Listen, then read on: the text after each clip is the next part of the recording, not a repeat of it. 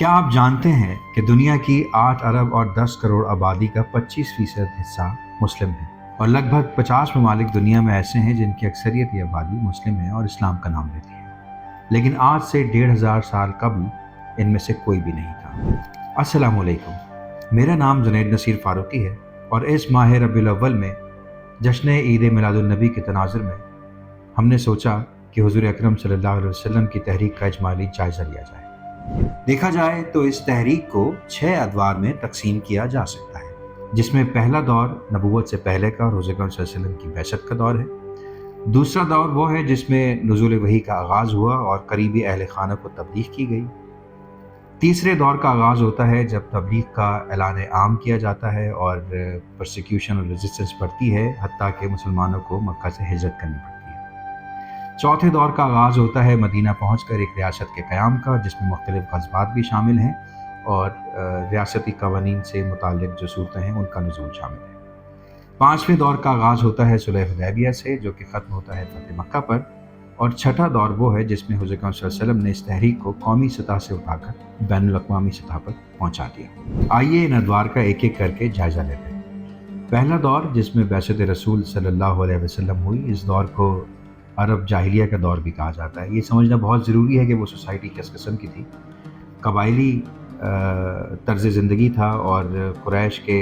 10-12 कबाइल थे जो बहुत मशहूर थे।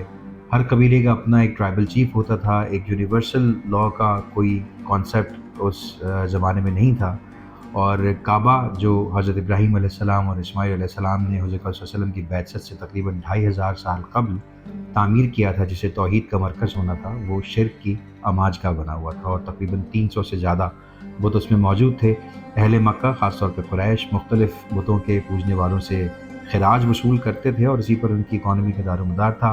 ज़ुबान बयान पर और अपनी फसाहत पर बहुत नाज करते थे। ओरल ट्रेडिशन बहुत आम था और छोटी छोटी बातों पे जंग व जदल का हो जाना और खून रेज़ी तक बात का पहुंच जाना बहुत आम था। आबादी का ज़्यादातर हिस्सा ग़ुलामों पर मुश्तमिल था। औरतों के कुछ हुकूक नहीं थे और सोशल जस्टिस नाम की कोई चीज़ नहीं थी। ऐसे माहौल में हुज़ूर सल्लल्लाहु अलैहि वसल्लम की पैदाइश का होना, उनकी परवरिश पाना, उनके सामने इन सब चीज़ों को होना यकीनन थॉट प्रोवोकिंग था। इस दौरान हुज़ूर सल्लल्लाहु अलैहि वसल्लम ने तिजारत भी की और बतौर शेफ़र्ड भी काम किया और अपनी ऐसी ट्राइबल सोसाइटी में अपने कैरेक्टरिस्टिक्स और हुस्न किरदार की वजह से लोगों की नज़र में आम तौर पर ट्रस्टवर्दी यानी अमीन और ट्रूथफुल यानी सादिक कहलाए और आपकी शराफत और आपकी पाकबाज़ी ज़बान ज़द-ए-आम थी। इसी दौर में हुज़ूर सल्लल्लाहु अलैहि वसल्लम की शादी भी हुई हज़रत खदीजा कुबरा रज़ियल्लाहु तआला अन्हा से, जो उस वक्त मक्का की एक बिज़नेस वूमन थी। तारीख़ हमें ये बताती है कि हुज़ूर सल्लल्लाहु अलैहि वसल्लम एक संजीदा मिजाज इंसान थे और कॉन्टम्पलेट करते थे, गौर करते थे, मेडिटेट करते थे। अक्सर गारे हिरा में भी अपना वक्त गुजारते थे। जब उनकी उम्र 40 बरस हुई तो नुज़ूल वही का आगाज़ हुआ और माह रमज़ान था। अल्लाह ताला ने कुरान में कहा भी है कि कुरान का नुज़ूल माह रमज़ान में हुआ। हुज़ूर सल्लल्लाहु अलैहि वसल्लम को वही और नबूवत से सरफराज किया गया। और अब हम दाखिल होते हैं दूसरे दौर में, जिसका दौरानिया तकरीबन 3 साल का है। ये वो दौर है जब हुज़ूर सल्लल्लाहु अलैहि वसल्लम 40 बरस की उम्र को पहुँचे हैं, कॉन्टम्पलेट करते हैं, सोशल इनजस्टिस को देखते देखते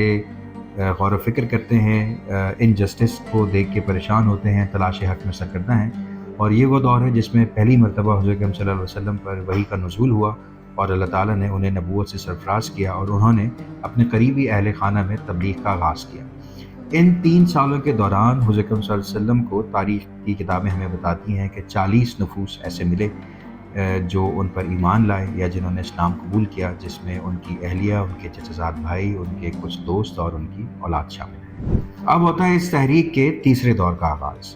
तीसरा दौर कमोबेश 9 साल पर मुश्तमिल है, जब अल्लाह ताला ने हुज़ूर अकरम सल्लल्लाहु अलैहि वसल्लम को वही के ज़रिए ये इत्तला दी कि अब इस तबलीग का ऐलान आम किया जाए, जैसे कि सूरह मुदस्सिर में हमें मिलता है, या अय्युहल मुदस्सिर कुम फ़अंज़िर, यानी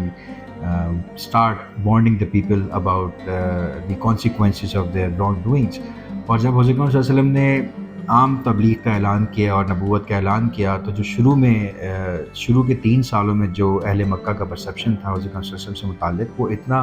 تھریٹننگ نہیں تھا جتنا اب بن گیا، کیونکہ وہ ڈائریکٹلی ان کے اکنامک سسٹم کو تنقید کا نشانہ بناتے تھے، ان کے سوشل انجسٹس کو تنقید کا نشانہ بناتے تھے، مساوات کی بات کرتے تھے، ظلم سے ان کا ہاتھ روکنے کی کوشش کرتے تھے، تو وہ سب ان کے جو اسٹیٹس کو تھا اس کے خلاف جا رہا تھا۔ تو جو ان کی ریزسٹنس تھی اہل مکہ کی، وہ اس دوران اس پیریڈ میں یعنی کہ اس تیسرے دور میں وہ پرسیکیوشن میں تبدیل ہو گئی، اور اس میں کچھ شہادتیں بھی ہوئیں جو ارلی مسلمز تھے ان کی۔ اور اسی دور میں حضور اکرم صلی اللہ علیہ وسلم نے مکہ سے قریب ایک اور اربن سینٹر طائف کا بھی دورہ کیا تبلیغ کے سلسلے میں، جہاں ان کے ساتھ بہت زیادہ بدسلوکی کی گئی، اور خود حضور اکرم صلی اللہ علیہ وسلم کے الفاظ میں ان کی تحریک میں طائف والا دن is considered to be one of the hardest days in his life۔ اور اسی دوران حضور اکرم صلی اللہ علیہ وسلم اور ان کے صحابہ کرام جو ان کے ساتھ لوگ جڑے تھے، جس میں غریب لوگ بھی شامل تھے، غلام بھی شامل تھے، ان کے ساتھ بہت زیادہ بدسلوکی کی گئی، یہاں تک کہ ان کا سوشل بائیکاٹ کر دیا گیا۔ اب آپ سوچئے کہ ایک ایسا معاشرہ، ایک ایسا قبائلی معاشرہ جس میں انسان کی سب سے بہترین اور سب سے زیادہ ریلائبل آئیڈینٹی اس کے قبیلے کی شناخت ہوتی ہے، اسی قبیلے نے جب آپ کو ڈسون کر دیا تو آپ کی کیا حیثیت رہ جاتی ہے۔ بہت زیادہ آئسولیٹ کیا گیا، اور یہی وہ دور ہے جس میں حضرت خدیجہ الکبریٰ رضی اللہ تعالیٰ عنہ کا انتقال ہوا، سوشل بائیکاٹ اور شہاب ابی طالب میں جو ان کے ساتھ سلوک رکھا گیا اس دوران۔ اور اسی دوران حضور اکرم صلی اللہ علیہ وسلم کے چچا جو ان کے بہت بڑے سپورٹر تھے حضرت ابو طالب، ان کا بھی انتقال ہوا۔ اس سال کو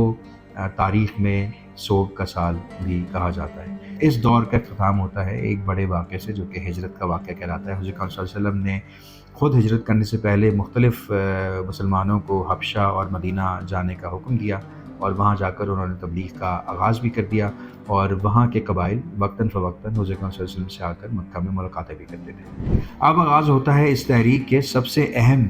اور سب سے نازک دور کا، جو کہ اس تحریک کا چوتھا دور کہلاتا ہے۔ یہ دور تقریباً 8-9 سال پر مشتمل ہے، اور اس دور میں حضور اکرم صلی اللہ علیہ وسلم نے مدینہ پہنچنے کے بعد ایک ریاست کا قیام کیا، اور قرآن کی تعلیم سے ہمیں یہ نظر آتا ہے کہ جو ریاستی قوانین اور جو آئلی زندگی کے قوانین کی جو صورتیں ہیں، خاص طور پہ سورہ بقرہ، سورہ آل عمران، سورہ نساء، سورہ مائدہ، وہ اسی 8-9 سال کے عرصے میں ان کا نزول ہوا۔ اور اسی عرصے کے دوران 3 بڑے غزوات بھی ہوئے، جس میں غزوہ بدر اور غزوہ احد اور غزوہ خندق شامل ہیں۔ وہ اس لیے بھی ہوئے کہ جب حضور اکرم صلی اللہ علیہ وسلم نے مکہ سے جا کے مدینہ میں ایک ریاست کے قیام کی بنا ڈالی، اور وہاں کے سوشل آرڈر کو چینج کرنا شروع کیا، تو اس کی تھریٹ اہل مکہ نے فیل کیا، اور ان کو یہ محسوس ہوا کہ جو ان کا اکنامک سسٹم ہے اور جو ان کا سوشل آرڈر ہے وہ بھی تھریٹننگ ہے، چینج ہو سکتا ہے، کیونکہ یہاں سے لوگوں کو وہ اپیل کر رہا تھا، خاص طور پہ ان لوگوں کو جن کے ساتھ انجسٹس رکھا گیا۔ اس دور کی ایک اور اہم بات مدینہ کے جو 2 بڑے قبائل تھے ان کے ریلیشن شپ ان مہاجرین کے ساتھ ہے جو مکہ سے ہجرت کر کے مدینہ پہنچے تھے۔ ان کو اللہ تعالیٰ نے ہیلپرز کے نام سے مخاطب کیا ہے، عربک میں ہیلپرز کو انصار کہا جاتا ہے، یعنی انہوں نے ان کی مدد کی، اپنی بلانگنگز ان کے ساتھ شیئر کی، اور اس سسٹم پہ بلیو کیا، کنوکشن کے ساتھ اس کو لے کر آگے چلے۔ اب ہم داخل ہوتے ہیں اس تحریک کے 5ویں دور میں، اور 5ویں دور میں یوں سمجھیے ریئل اسٹیٹ کی زبان میں کہ اسلام جو گرے اسٹرکچر جس بلڈنگ کو بنانا چاہتا ہے اس کا گرے اسٹرکچر تیار ہے، فنشنگ آلموسٹ کمپلیٹ ہے، اور کمیونٹی آ کے بچ گئی، یعنی کہ ایک اسٹیٹ بن گئی ہے، رولز ریگولیشنز بن گئے ہیں۔ حضور اکرم صلی اللہ علیہ وسلم نے خواب دیکھا کہ وہ عازم عمرہ ہو رہے ہیں، تو ان کو لگا کہ this is the time to move on to Mecca, تو وہ صحابہ کرام کے ساتھ عمرے کی نیت سے مکہ پہنچے، لیکن انہیں راستے میں روک لیا گیا اور عمرہ کرنے کی اجازت نہیں دی گئی۔ مسلمان صحابی جو حضور اکرم صلی اللہ علیہ وسلم کے ساتھ موجود تھے انہوں نے ڈسگرنٹلڈ فیل کیا، لیکن حضور اکرم صلی اللہ علیہ وسلم نے انتہائی وزڈم کا مظاہرہ کرتے ہوئے ان کے ساتھ ایک پیکٹ کیا، ایک ٹروس کیا، جسے صلح حدیبیہ کے نام سے جانا جاتا ہے، جس میں روکا گیا اہل مکہ کو مزید شورش سے اور مسلمانوں کو مختلف قسم کی اور اپنی ایکٹیویٹیز کرنے سے۔ حضور اکرم صلی اللہ علیہ وسلم نے اس کو ایکسیپٹ کیا، اور جو چوتھے دور میں تقریباً 70-80 کے قریب چھوٹے اور بڑے معرکے ہوئے ہیں، اس سے جان بخشی ہوئی، اور مزید 2 سال آگے مسلمانوں کو، اہل مدینہ کو ملے کہ وہ کھل کر تبلیغ کر سکیں۔ اس دوران انہوں نے نہ صرف یہ کہ کھل کر تبلیغ کی بلکہ اپنے سسٹم کو اسٹیبلش کیا، اور بہت پیسفلی بہت عرصے تک تقریباً 2 سال تک کام ہوتا رہا۔ قریش کی ہی کچھ قبائل کی طرف سے صلح حدیبیہ کو وائلیٹ کیا گیا، جس کے نتیجے میں 8 ہجری یعنی 630 عیسوی میں حضور اکرم صلی اللہ علیہ وسلم 10,000 صحابہ کرام کے ساتھ مکہ کی طرف روانہ ہوئے،